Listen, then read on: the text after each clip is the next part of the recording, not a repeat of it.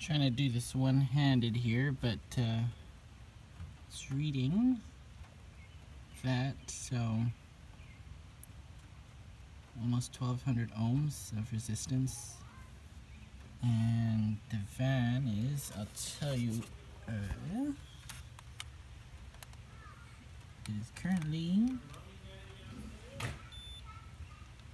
35.3 degrees Celsius.